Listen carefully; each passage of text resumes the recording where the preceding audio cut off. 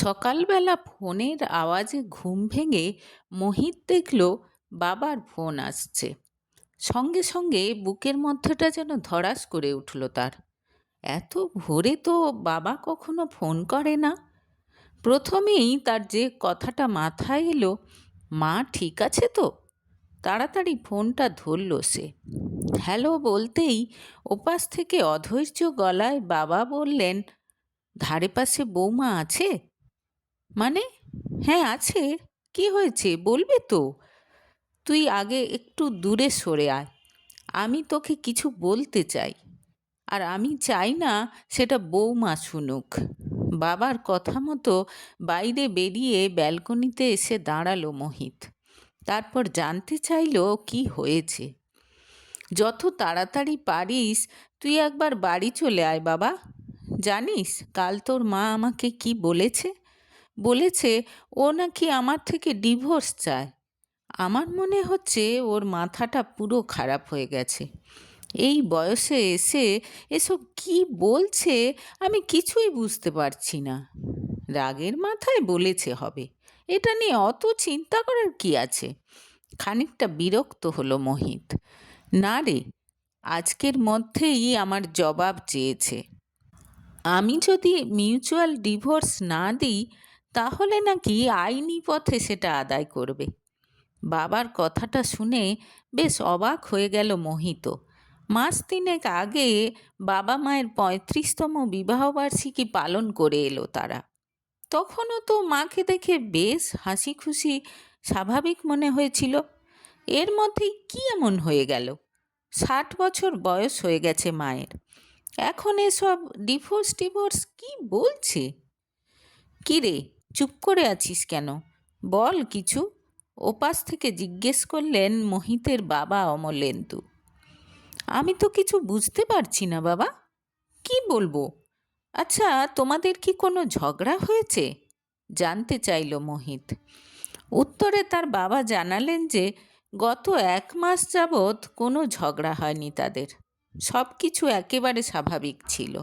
হঠাৎ করেই কাল রাতে মোহিতের মা বন্দনা জানান যে তিনি আর এই বিবাহ বন্ধনে থাকতে চান না, ডিভোর্স চাই তার।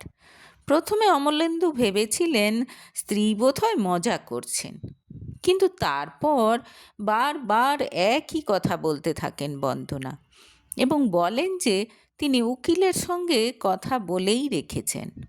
অমলেন্দু রাজি হলেই তিনি পরবর্তী স্টেপের দিকে এগোবেন। একটা সময় অমলেন্দু বুঝতে পারেন বন্দনা সত্যিই সিরিয়াস। কোনো রকমে ঘুম পাচ্ছে বলে প্রসঙ্গ থেকে বেরিয়ে আসেন তিনি। ভোরবেলা ঘুম থেকে উঠেও নাকি সেই একই কথা আবার বলা শুরু করেন বন্দনা। তখন কি করবেন বুঝতে না পেরে অমলেন্দু ছেলেকে ফোন করেন। এরপর ছেলেকে একবার বাড়ি যাওয়ার জন্য অনুরোধ করতে থাকেন তিনি।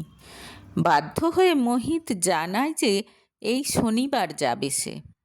অমলেন্দু এটাও বলে দেন বৌমা যেন এসবের কোনো কিছু জানতে না পারে, তাহলে আর লজ্জার শেষ থাকবে না। আর মোহিত যেন এবার অন্তত তাকে সঙ্গে করে না নিয়ে যায়। সব কিছু ম্যানেজ করে নেবে বলে বাবাকে আশ্বস্ত করল মোহিত।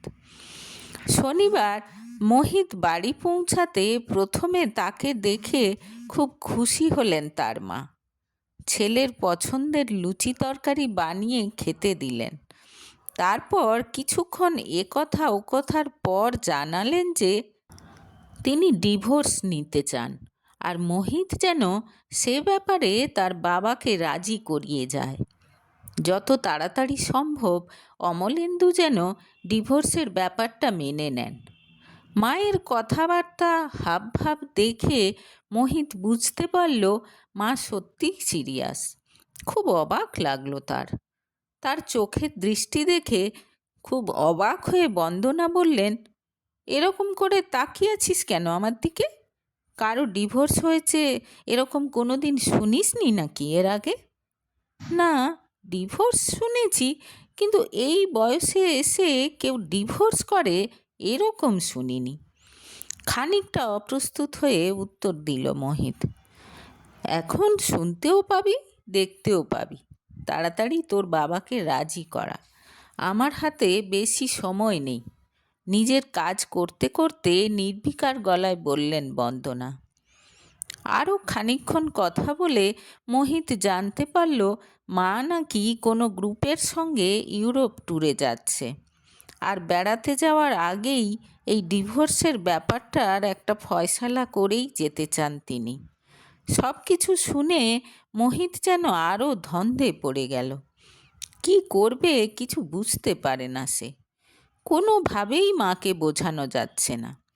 উল্টে বন্দনা তাকে আশ্বস্ত করে দিয়েছেন যে ডিভোর্স হয়ে গেলেও ছেলে মেয়ে নাতি নাতনিদের প্রতি যেমন দায়িত্ব পালন করার সবই করবেন তিনি। বাধ্য হয়ে দিদি তনুশ্রীকে ডেকে পাঠালো মোহিত। দিদিকে মা সবচেয়ে বেশি ভালোবাসে, যদি দিদির কথায় কোনো কাজ হয়। কিন্তু মায়ের আদরের তনু এসেও মাকে তার সিদ্ধান্ত থেকে এক বিন্দু টলাতে পারল না। সেদিন বন্দনা কি যেন কাজে বেরিয়ে যেতেই ছেলে আর মেয়েকে নিয়ে জরুরি মিটিং বসালেন অমলেন্দু। আমার মনে হয় নতুন কারো সঙ্গে আলাপ টালাপ হয়েছে, না হলে এই বয়সে এসে এরকম ভূত চাপে কারো মাথায়। মনের সন্দেহ আর চেপে রাখতে পারলেন না তিনি। বাবাকে সমর্থন করলো ছেলেও। মায়ের এই একা বেড়াতে যাওয়ার ব্যাপারটা সেও মেনে নিতে পারছে না। তাদেরকে একবার জিজ্ঞেস পর্যন্ত করলো না মা, যদিও তাদের এই যুক্তি মানতে নারাজ তনু। এটা ঠিক যে বন্দনা একা আজ পর্যন্ত কোথাও যাননি, কিন্তু তাই বলে এই বয়সে নতুন কারো সঙ্গে আলাপ হয়েছে আর তার সঙ্গে মা বেড়াতে যাবে, এটা সে ঠিক বিশ্বাস করতে পারছে না। যাই হোক, অনেক আলোচনার পর ঠিক হলো যে মায়ের ফোনটা একবার ঘেঁটে দেখা হবে, যদি কোনো ক্লু মেলে। রাতে বন্দনা ঘুমিয়ে পড়তে তার ফোন নিয়ে বসলো মোহিত আর তনু। মায়ের পাসওয়ার্ড জানে তনু। চটপট খুলে খোঁজাখুঁজি শুরু করে দিল তারা।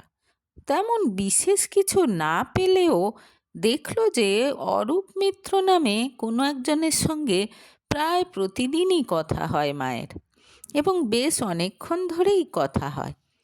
এই অরূপই হচ্ছে যত নষ্টের গোড়া। নিশ্চয়ই কোনো বদ মতলব আছে লোকটার, বলল মোহিত। তনু অবশ্য ব্যাপারটা ঠিক মেনে নিতে পারছে না। বাবার সামনেই ভাই বোন মিলে ঠিক করলো মায়ের পেছনে গোয়েন্দাগিরি করবে এবার। আরে দূর, কি যে বলো, এই বয়সে কি আর ওসব মানায় নাকি? লাজুক লাজুক একটা ভাব বন্দনার গলায়। এরপর ওপাশ থেকে কিছু বলা হলো। চুপচাপ শুনলেন বন্দনা। তারপর বললেন, ছেলে মেয়ে বড় হয়ে গেছে তো কি হয়েছে, কে কি বলবে তার পরোয়া করি না আমি। আমার টাকায় আমি যাব। আড়াল থেকে এতটা শুনেই ভাই বোন একে অপরের দিকে তাকালো। তারপর তারা শুনতে পেল বন্দনা বলছেন, এখন রাখছি, পরে কথা হবে। নিশ্চয়ই টের পেয়ে গেছেন যে ছেলে মেয়ে আড়ি পাতছে। সঙ্গে সঙ্গে বাবাকে এসে মায়ের ফোনের ব্যাপারে জানালো তারা। বেড়াতে যাওয়া বার করছি আমি, চিবিয়ে চিবিয়ে বললেন অমলেন্দু। কিছুক্ষণ পর ঘরে ঢুকে আলমারি থেকে বন্দনার পাসপোর্টটা নিয়ে অন্য জায়গায় লুকিয়ে ফেললেন তিনি। সেদিন রাতে রাগ করে অন্য ঘরে শুলেন অমলেন্দু, এবং রাতে বাথরুমে যাওয়ার জন্য খাট থেকে নামতে গিয়ে মশারি জড়িয়ে ধূপ করে পড়লেন। বিশেষ লাগেনি যদিও। তিনি নিজেই ছেলেমেয়েকে ফোন করে ডাকেন, কিন্তু সিরিয়াস কিছু তো হয়ে যেতে পারত। দেখেছ তো মা, একদিন একা থাকতে গিয়ে কি অবস্থা। পরদিন সকালে বলল তনু, ও বাবার কষ্টটাই চোখে পড়ে তোদের, মায়ের জন্য তো কোনো দরদ নেই। অভিমান ঝরে পড়ল বন্দনার গলায়। এরকম বলো না মা, আমরা তো তোমাকে কত ভালোবাসি বলো। এই বয়সে হঠাৎ করে যদি তোমার আর বাবার ডিভোর্স হয়ে যায় তাহলে কি হবে বলো?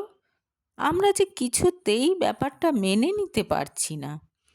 আচ্ছা বলো, তুমি আর বাবা কি তখন আলাদা থাকবে? বাবা কি একা থাকতে পারবে? কখনো থেকেছো তোমরা দুজন একে অপরকে ছাড়া?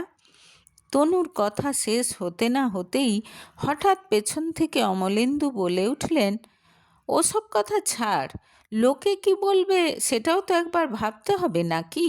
সমাজে একটা মান সম্মান আছে আমার। হ্যাঁ, ওটাই। লোকে কি বলবে সেটাই তো আসল, খানিকটা তাচ্ছিল্যের সুরে বললেন বন্দনা।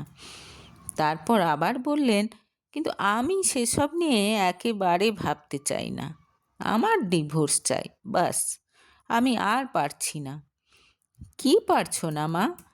এত বছর তো এই সংসারের সব দায়িত্ব তুমি একাই সামলে এসেছো, আমাদের দেখাশোনা করেছো। তখন তো তুমি চাকরিও করতে, এখন তো তুমি রিটায়ার্ড। আর কোনো প্রবলেম হওয়ার কথা তো নয়। তনুর কথা শুনেই একেবারে যেন তেলে বেগুনে জ্বলে উঠলেন বন্দনা। রিটায়ারমেন্টেই তো চাইছি আমি। বয়স হয়ে গেছে, এবার এই চাকরিটাও তো ছাড়তে হবে। আর কতদিন বিনা বেতনে ম্যানেজারি করব? মানেটা কি? বিরক্ত হয়ে জিজ্ঞেস করলেন অমলেন্দু। কেন, বুঝতে পারছো না? আজ ৩৫ বছর যে এই সংসারের দেখাশোনা করে যাচ্ছি, বিনিময়ে কি পেয়েছি আমি? এতদিন তোমাদের তিনজনের সব রকম সেবা যত্ন করেছি। কোনো দিন তুমি পাশে এসে জানতে চেয়েছো আমি কেমন আছি? দুটো মিষ্টি কথা বলেছো পাশে বসে? একটু সময় পেলেই নিজের বন্ধুদের সঙ্গে আড্ডা মারতে চলে গেছো। আমি যে কি অসম্ভব একাকিত্বে ভুগছি তার খবর নিয়েছো কোনো দিন? ছেলেমেয়ের বিয়ের পর ভাবলাম এবার একটু দুজন দুজনকে সময় দিতে পারবো, কিন্তু না, আমার জন্য কোনো সময় নেই তোমার। সারা জীবনে দুবার দীঘা আর একবার পুরী ছাড়া কোথাও নিয়ে যাওনি। ২ মাস হলো আমি রিটায়ার্ড করে বাড়িতে বসে আছি। একদিনও আমাকে নিয়ে কোথাও বেরিয়েছ? একদিন সিনেমা দেখতে যেতে চাইলাম, তাও গেলে না। সারাদিন কি নিয়ে সময় কাটবে আমার? নিজে তো বেশ দুবেলা বন্ধুদের সঙ্গে দেখা করছো, আড্ডা দিচ্ছ, আর আমাকে সারাদিন এই বাড়ি আগলে বসে থাকতে হবে? পারবো না।